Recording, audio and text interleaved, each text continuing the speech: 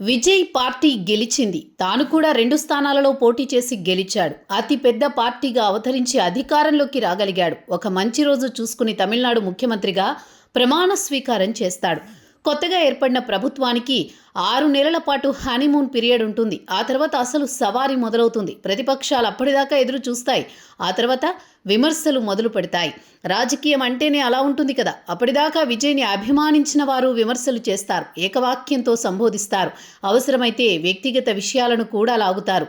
పైగా తమిళనాడు రాజకీయాలు అత్యంత దారుణంగా ఉంటాయి. విజయ్ ఎన్నికల ప్రచారంలో తమిళ ప్రజలకు అనేక హామీలు ఇచ్చారు. మహిళలకు ప్రతి నెల 2,500 ఆర్థిక సాయం, పెళ్లి కానుకగా వధువుకు 8 గ్రాముల బంగారం, పట్టు చీర ఇస్తామని వెల్లడించారు. ఉద్యోగాలు లేని గ్రాడ్యుయేట్లకు ప్రతి నెల 4,000 రూపాయల భృతి ఇస్తామని, దివ్యాంగులకు, వృద్ధులకు ప్రతి నెల 3,000 పింఛనిస్తామని చెప్పారు.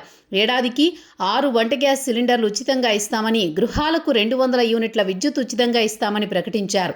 కొత్తగా 5 లక్షల ప్రభుత్వ ఉద్యోగాల భర్తీ కూడా చేస్తామని పేర్కొన్నారు. ఉన్నత చదువులు చదువుకోవడానికి విద్యార్థులకు 20 లక్షల వరకు రుణాలు ఇస్తామని హామీ ఇచ్చారు. 5 లక్షల మందికి పెయిడ్ ఇంటర్న్షిప్ అవకాశాలు, స్కూల్కి వెళ్లే పిల్లలు ఉన్న తల్లులకు ప్రతి ఏడాది 15,000 చొప్పున ఇస్తామని ప్రకటించారు.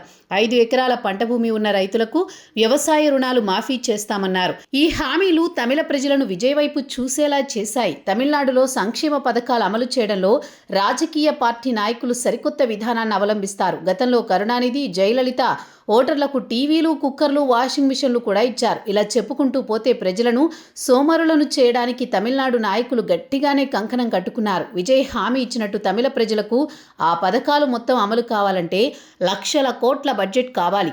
తమిళనాడు పెద్ద రాష్ట్రం, మన దేశానికి ఆర్థికంగా బలమైన సపోర్ట్ ఇస్తున్న రాష్ట్రాలలో ముందు వరుసలో ఉంటుంది. కాకపోతే తమిళనాడు ఆర్థిక పరిస్థితి ప్రస్తుతం ఏమాత్రం బాగోలేదు. రాష్ట్ర బడ్జెట్లో ఆర్థిక లోటు 1,06,968 కోట్లు, రాబడి లోటు 41,635 కోట్లు. 2025-26 బడ్జెట్ అంచనా వ్యయం 4,39,293 కోట్లుగా ఉంది.